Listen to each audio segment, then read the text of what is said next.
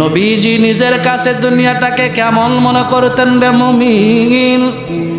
আল্লাহর হাবিব পয়গম্বর একদিন এক চাটাইয়ের উপর শুয়ে আছেন।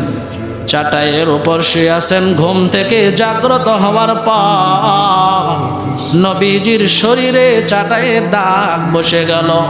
আব্দুল্লাহ ইবনে মাসউদ রাদিয়াল্লাহু তাআলা আনহু ডাক দিয়ে বলেন, পয়গম্বর আপনি আমাকে অনুমতি দেন, আমি আপনার জন্য আরামদায়ক নরম একটা বিছানার ব্যবস্থা করে দেই। পয়গম্বর ডাক দিয়ে বললেন, ওরে আব্দুল্লাহ, আমি আমার কাছে দুনিয়াটাকে কেমন মনে করি জানো? যেমন একজন পথিক, একজন মুসাফির রাস্তা দিয়ে চলতেছে, অনেক দূর যাওয়ার পর ওই মুসাফির, ওই পথিক ক্লান্ত হয়ে গিয়েছে। তার ক্লান্তিটা দূর করার জন্য ছায়াতল এক গাছের নিচে বসল। গাছের নিচে বসার পর ওই পথিকটা আবার তার গন্তব্যে রওনা দিয়ে দেয়। পথিকটা এমন করে না রে আব্দুল্লাহ, সারা জীবনের জন্য ওই গাছেই বসে থাকে না। কেন বসে থাকে না? কারণ ওই পথিক, ওই মুসাফিরের একটা গন্তব্য আছে। ঠিক আল্লাহ তাআলা আমাকে দুনিয়ায় পাঠাইছেন, আমার একটা গন্তব্য আছে। দুনিয়ায় চিরদিন থাকবো না, আমারও গন্তব্য আছে।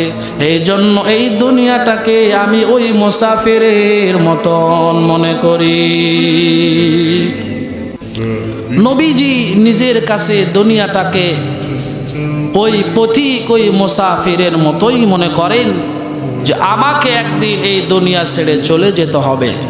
অতএব কেন আমি দুনিয়াটাকে প্রাধান্য দিব? আর আমি দুনিয়াটাকে এমন প্রাধান্য দেই, দুনিয়া নিয়ে এমন ব্যস্ত হয়ে যাই, আখেরাতকে আমি ভুলে গিয়েছি। আখেরাতের জন্য কোনো কিছু করি না, বরং দুনিয়া নিয়ে এত ব্যস্ত, এত পরিমাণ ব্যস্ত, আল্লাহ তাআলার ইবাদতগুলো করা আর সময় থাকে না। দুনিয়ার ব্যবসা বাণিজ্য, কৃষিকাজ, যেই কাজ আমরা করি ওই কাজ নেই আমরা ব্যস্ত থাকি। আমরা একটা বারের জন্য চিন্তা করি না রব আমাদেরকে চিরদিনের জন্য এই পৃথিবীতে পাঠাইনি, অতএব আমাকে এই পৃথিবী ছেড়ে যেতে হবে আর আমার ইবাদতের প্রয়োজন, আমরা এটা মনে করি না। অথচ এই দুনিয়াতে আমি আছি মুসাফির। এই দুনিয়া থেকে আমাকে বিদায় নিতে হবে। দুনিয়া নিয়ে ব্যস্ত হওয়া যাবে না।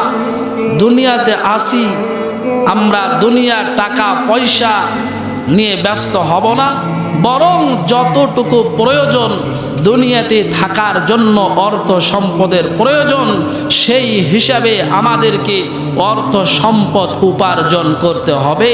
কিন্তু দুনিয়া নিয়ে, দুনিয়াকে অন্তরের মধ্যে ঢোকা যাবে না, দুনিয়া নিয়ে ব্যস্ত হওয়া যাবে না। কথা বলেন ঠিক না বেঠিক? দুনিয়া নিয়ে ব্যস্ত হওয়া যাবে না। আল্লামা রুমি রহমতুল্লাহি আলাইহি এজন্য বলেন যে এই দুনিয়াকে তুমি কেমন মনে করবে? যেমন নৌকা, একটা নৌকা চলার জন্য পানির প্রয়োজন। ভাইজান, নৌকা চলার জন্য কিসের প্রয়োজন? সকলে বলি, পানির প্রয়োজন।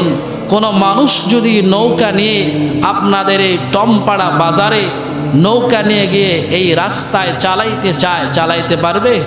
কথা বলেন, পারবে? পারবে না। মানুষ তাকে পাগল বলবে।